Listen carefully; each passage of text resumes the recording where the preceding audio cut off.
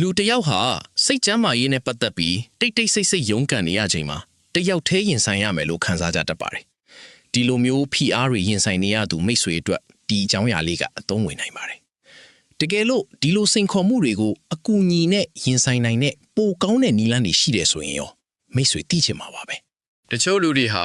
စိတ်ကျမ်းမာရေးအတွက်အကူအညီလိုအပ်နေတာကိုရှက်ရွံ့တတ်ကြရပါတယ်။ကလေးဘဝတုန်းက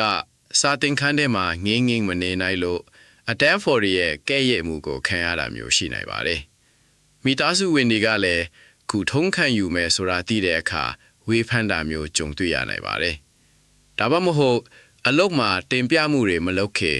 ထိတ်လန့်တိုက်ခိုက်မှုတွေခံစားရတာကိုအထက်လူဤတီးသွားရင်ယာဒူးတိုးဖို့ခက်ခဲမှာဆိုလို့စိုးရိမ်တာမျိုးတွေလည်းရှိနိုင်ပါတယ်။ဒီလိုမျိုးကွယ်ဝတ်ထားတဲ့ယုံကြည်မှုတွေဟာ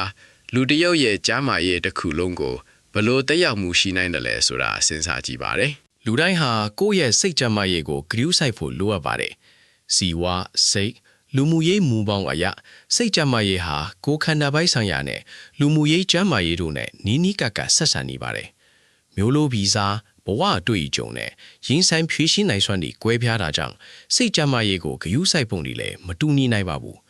ဒါပေမဲ့ကိုယ်ခန္ဓာကျန်းမာရေးအတွက်အကူအညီရယူတယ်လို့စိတ်ကျန်းမာရေးအတွက်ကျတော့ဘာလို့ကွဲပြားစွာခံစားနေရတာလဲတကယ်လို့မိတ်ဆွေမှာစီးကျူယောဂရှိနေတယ်ဆိုပါစို့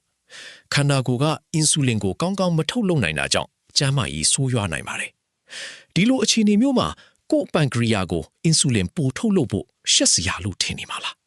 ဒါမှမဟုတ်ကိုယ်ခန္ဓာကိုယ်မှာဘာဖြစ်နေလဲဆိုတာသိဖို့နဲ့ကျန်းမာရေးကောင်းမွန်လာဖို့အထောက်အပံ့နဲ့ကုသမှုကိုရှာဖွေမှာလား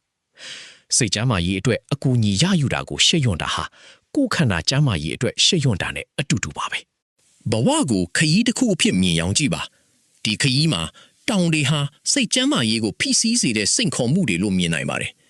လေ့ကျင့်မှုကရိယာဒါမှမဟုတ်အထောက်ပံ့မပါပဲဒီတောင်ကိုတက်နိုင်ပေမဲ့ခရီးကပိုနှီးပိုခက်ခဲပြီးပင်ပန်းနွမ်းနေတာမျိုးဖြစ်နိုင်ပါတယ်ဒါဆိုရင်ရောမှန်ကန်တဲ့ကရိယာတွေနဲ့အဖွဲတစ်ဖွဲသာရှိမယ်ဆိုရင်ဘယ်လိုဖြစ်မလဲ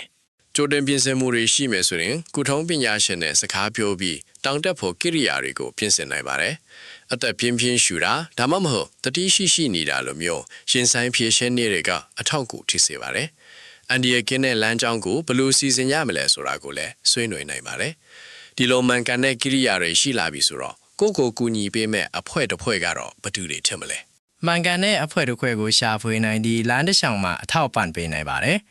မိသားစုသူငယ်ချင်းဒါမှမဟုတ်ကုထုံးပညာရှင်တွေပါဝင်နိုင်ပါတယ်။သူတို့ဘယ်လိုအကောင်းဆုံးပံ့ပိုးပေးနိုင်မလဲဆိုတာကိုလည်းစဉ်းစားနိုင်ပါတယ်။ကုထုံးပညာရှင်ကစေညွှန်းပေးနိုင်သလိုဘာသာရေးခေါင်းဆောင်ကဝိညာဉ်ရေးရာအားရင်တွေဖြည့်ပေးနိုင်ပါတယ်။အခင်ဆုံးသူငယ်ချင်းကတော့ပျိုးရွှင်စရာအတိတ်ကအမတ်တရားတွေနဲ့အနာဂတ်ရည်မှန်းချက်တွေကိုပြန်တရိယာဖို့ကူညီပေးနိုင်ပါတယ်။ဒီလိုအကူအညီတွေကကိုယ့်ခရီးစဉ်ကိုဘယ်လိုထူးခြားစေမှာလဲ။မိတ်ဆွေတောင်းတမဲ့ပုံစံကကိုယ့်အတွက်ထူးခြားနေမှာပါကိုယ့်ရဲ့ပံ့ပိုးပေးမဲ့အဖွဲ့နဲ့ရင်ဆိုင်ဖြည့်ရှင်ရေးကိရိယာတွေကိုအသုံးပြုတာကအမှန်တကယ်လက်တွေ့ကြသည့်ကျမ်းမာစီမဲ့လမ်းကြောင်းနဲ့အရှိန်အဟုန်ကိုရှာဖွေဖို့ကူညီပေးနိုင်ပါတယ်။ဒီလိုအရေးကြီးတဲ့အထောက်အပံ့တွေကိုရယူဖို့အတွက်ဘာမှလာပြီးတားဆီးလို့မရပါဘူး။မိတ်ဆွေဟာရှုပ်ထွေးပြီးထူးခြားတဲ့လူတစ်ယောက်ပါ။ကိုယ်ကျမ်းမာရေးရဲ့ဘယ်အပိုင်းဒီကိုလစ်လူရှူထားမိတယ်လဲဆိုတာစဉ်းစားကြည့်ပါ။